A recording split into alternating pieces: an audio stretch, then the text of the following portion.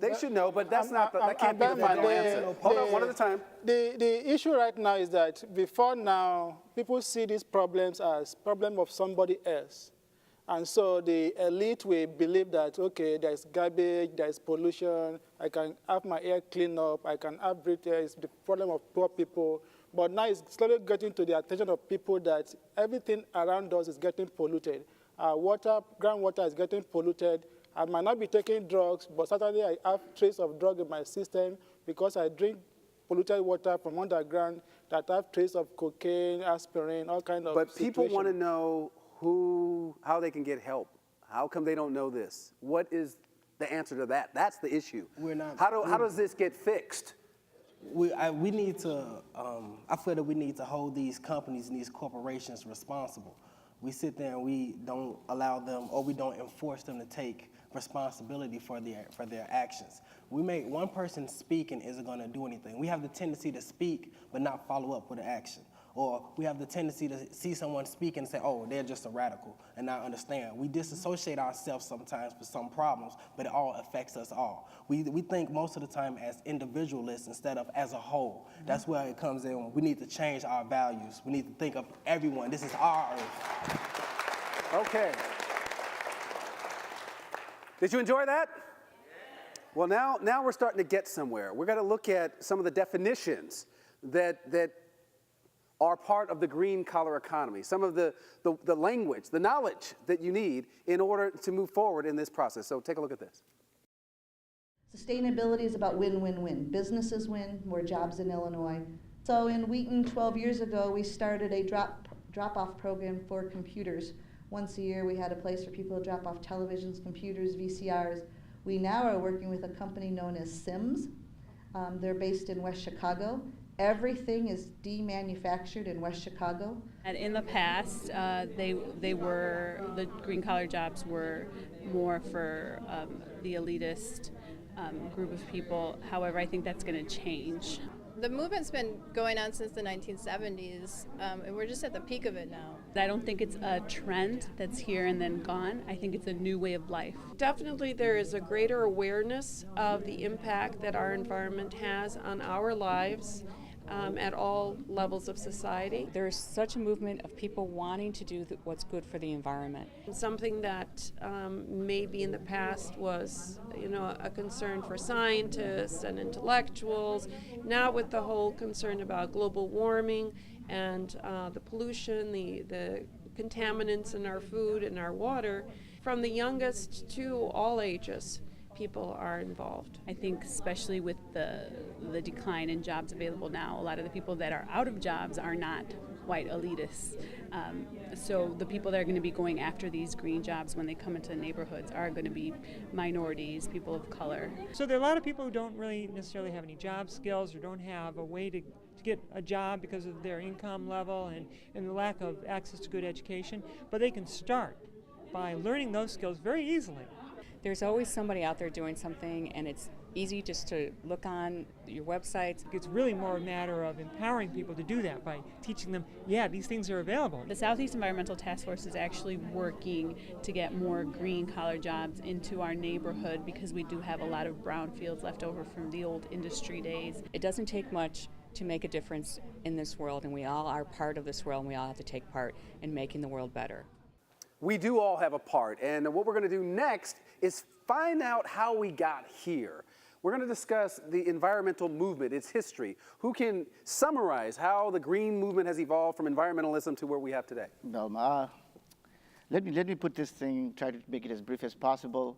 The movement, the present movement has culminated as a culmination of past activities that has happened. We call it, conservation, and then we have regulation, and now we have this new movement. We call it the green movement.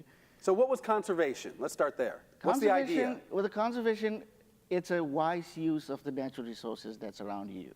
Okay. That was conservation. And there's a whole group of people who think in a very preservationist way. They do not want to go and touch the environment. They want to keep it as it is. And there's this third movement, which we call right now the green movement, which are now we want to invest into this future for this green, make it a profitable activity for the whole. So it started with preservation, which means leave everything alone. Alone, yes. Then there was conservation, which means use everything wisely. Wisely. And now it's invest. Now, what is that idea? The investment is now we change our values. We're talking about the future of tomorrow, and boils down to what we call sustainability. And sustainability basically is that, I like the way they put it, we're borrowing our earth from our children. We're not, inheriting it. We're just borrowing it from our children. So the concept is, right now with the new initiative is nothing but an investment into our future. An investment, what kind of investment? You're talking about putting money into generating a green economy? And in simple terms, we want to turn our gray capitalism into an eco-capitalism. Now, when you say that, and we've talked a lot about government's role, it's expensive. That comes with a price tag. Does that worry anybody else on this panel? What do you think? I think so. I mean, we can't pay for tomorrow's green jobs with today's non-existent money. We can't put anything on the credit card. It's just not possible. Right now, we're experiencing a credit crunch. I don't know how we can continue to put things on the card and say that we're going to build jobs. I mean, I think it is possible, but you can look at the example of Iraq. We have contractors out there that are supposed to be building things and such, but they consistently lose money. They consistently fail at their objectives. So I don't know. I mean, I do think that we should use the government as a conduit to do these things.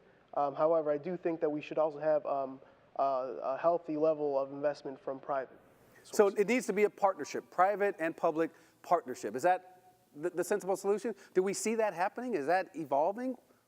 We're trying to make it evolve. That should be the purpose of our What's conversation taking you today. so long? Thelma, can I speak to some of that? I think there's a bit of a false choice here between today's economy and tomorrow's survival of the planet. We don't have to spend a whole lot of more money if we just look at the policies we have now and start to think about them more rationally and in a whole new kind of a green way.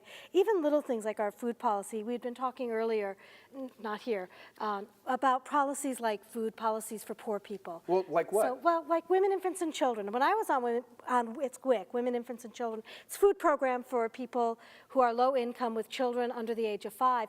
And you could buy all kinds of things. You could buy peanut butter, but only the kind of peanut butter that has partially hydrogenated vegetable oils, extra salt, extra sugar. The bad stuff. Yeah, you couldn't buy all natural peanut butter. You can't buy fresh produce with those food programs. So where he says that, hey, we don't have the money, you're saying we have the money, we just need to allocate it more wisely. Yeah, let's make our policies really work for us. Like that.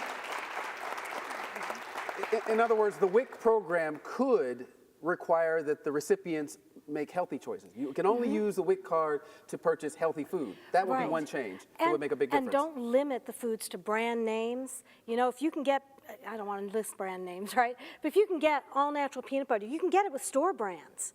And then it's even cheaper than if you're buying a brand name peanut butter. So it's just being smarter, not spending more, spending smarter. Yeah. And Thelma, I just wanted to add on to that. The idea that, again, to the false choice point, the idea that we don't have the resources to do this is really false because there is money out there. For example, to keep a prisoner in prison for a year could run anything from $60,000 to $75,000 per year per prisoner. Okay, and so the money exists in the economy but you're not somewhere. saying release prisoners and then, what are you saying? If you pay it in on the front end, we wouldn't have as many prisoners on the back end. You're saying investing in people. Yeah, I see that's what I'm saying. Do you agree?